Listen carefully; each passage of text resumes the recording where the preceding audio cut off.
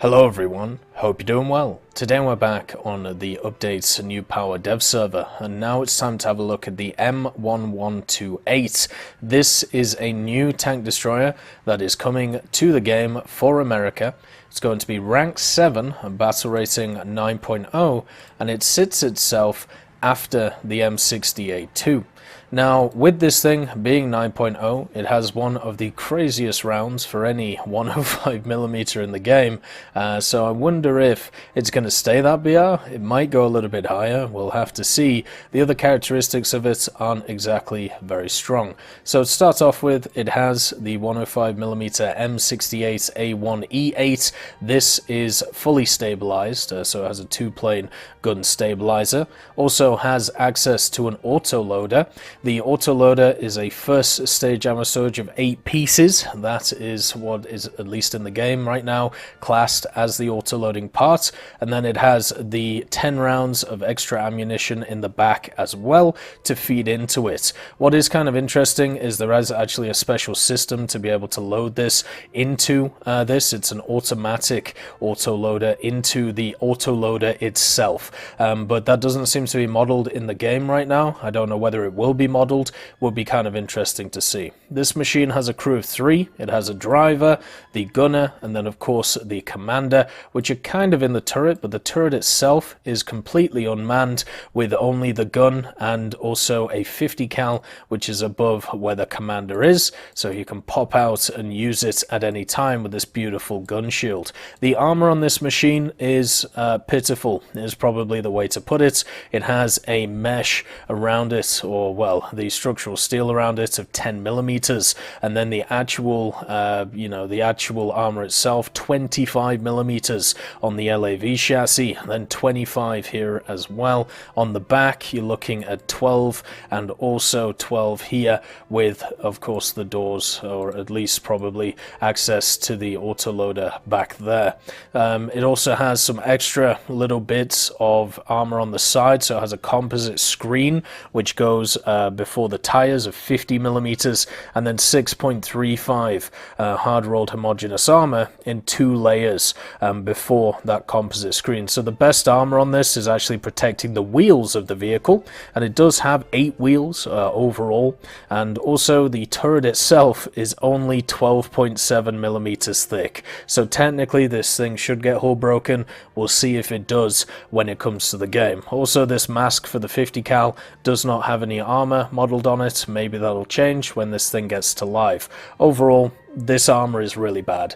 You know, it's not going to stop really anything apart from small arms fire, which obviously won't help too much. Now, looking at the modifications, this is where it gets interesting. So first of all, it does have an LWS LR combo, meaning that you can laser rangefind and also know when you are getting pinpointed as well. That's always nice for survivability. Also gets access to thermals, does get Gen 1 gunner thermals on it. And then when it comes to its rounds, this is where it gets spicy. So first of all, I think there's a little bit of a glitch going on here where it starts off stock with the C76A1. I'm pretty sure this is supposed to be a Heat FS shell. Not entirely sure if it's going to stay like this, because the rank 1 modification is exactly the same shell. So I would probably say this is going to be a Heat FS, then you can get a rank 1 APFSDS and a rank 4 APFSDS as well. That would be my guess. But the C76A1 has values of 400, 338, 231 respectively, which is very good. 1500 meters per second of muzzle velocity as well. Then the M900 is a ridiculous round. 522, 441 and 302 across the board.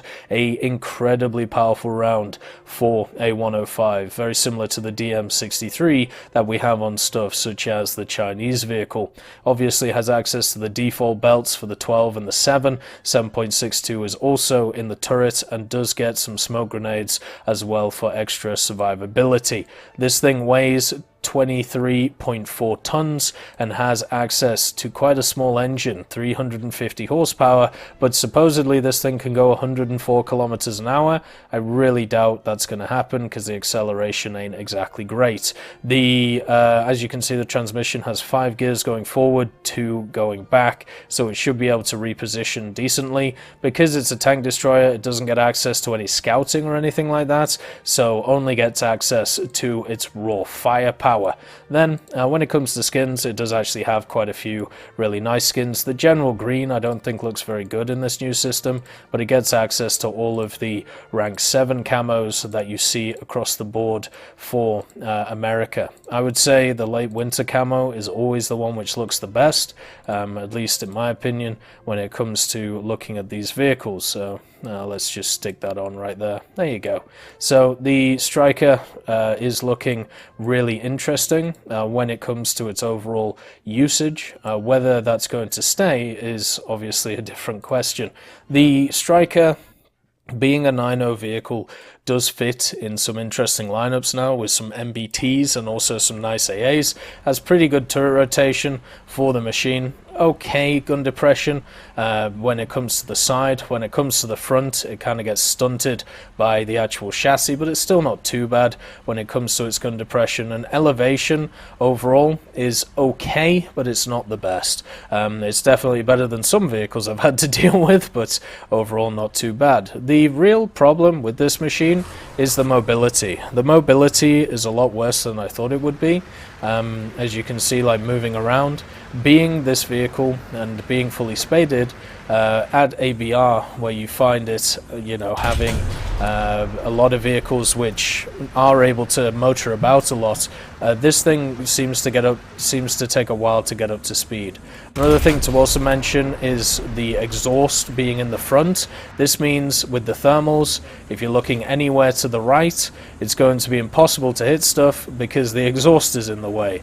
So that is a bit of a problem. The Type 89 has a similar issue, but straight ahead it does have good optics.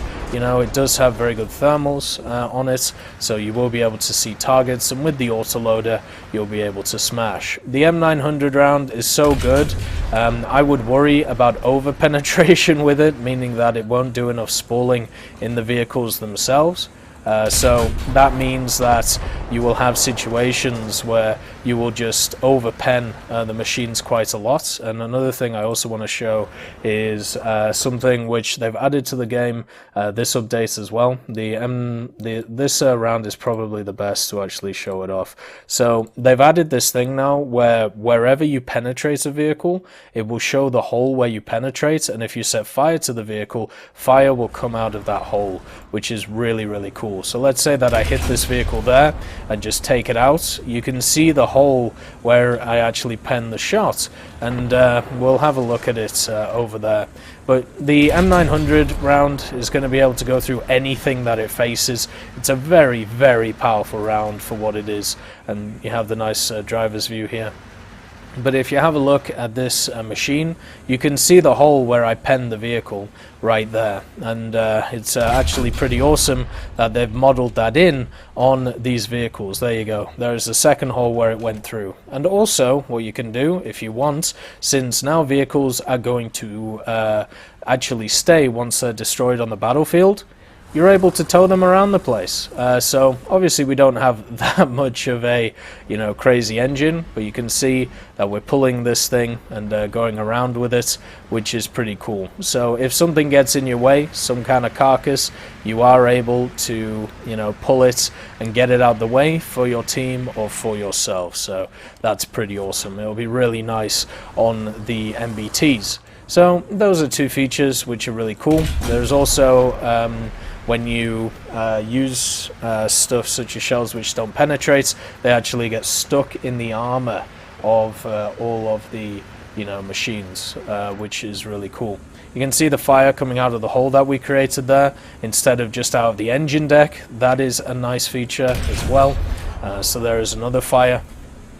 And it also shows up on thermals really well, so you can see what goes on with it. But yeah, the Stryker overall is looking like a pretty fun vehicle, especially at 9.0. The only issue is its mobility. Its mobility is quite low compared to a lot of vehicles which are MBTs, but if you sit this thing behind a rock and you only have the turret out, the turret can move very quickly to wherever it needs to, as you can see. So I don't really think there's going to be a worry at getting the gun on target. The issue is people getting guns on target on you. You're a very large machine, and also you should be susceptible to hull break, so you're going to have to be accurate with your shots. Even though you can pen everything that you face, understand that you're going to have to one-shot vehicles and therefore aim for stuff like ammo. Otherwise you're going to be left in situations where people are going to be able to just know where you are and annihilate you because of how some of the new effects work and because of the fact that you are a massive battle bus. Put it this way, they've just added a Leopard 1A5 for the Germans and also the Italians. They have access to thermals, they have access to DM33, they're going to eat you alive just like you're going to eat them alive. It's going to be a one-shot circus, which should be pretty fun. And the only issue with this machine when it comes to its ammunition is you only have 8 rounds in its autoloader, so you have to wait until obviously that is set up once again to be able to fire. So once you're out of 8 rounds, you will be in a situation where you have to wait for everything to come back, which isn't the best. You know, it's kind of annoying when it comes to these autoloaders. It would be nice if there was a manual option to be able to push them over, but at least for right now, you know, 8 rounds is normally sufficient enough. If you're firing more than 8 rounds at targets, then generally you've either done something wrong or you're in a very, very hectic situation, which can also happen. So for me, the Stryker is looking really fun. I think it will go up in BR just because of the round and the reload, because the reload is pretty nice for the autoloader. And the only problem with it is its survivability is pretty much 0 across the board. So that means that the vehicle will get destroyed by anything it faces. It will be just a whoever shoots first wins, which is a lot of the time already in War Thunder, so it's not really a surprise this machine will be the same. It's just one of those things to think about. Anyway, I hope you all have a wonderful day, and I'll see you next time. I'd just like to thank Trigger Hippie, Universe, Conte Baraka, Elove Goat, Eugens Terry, Ambrosius McClellan, Daniel Stanton, Martinez, B. Young, Hans, and Samuel Slick for supporting the channel.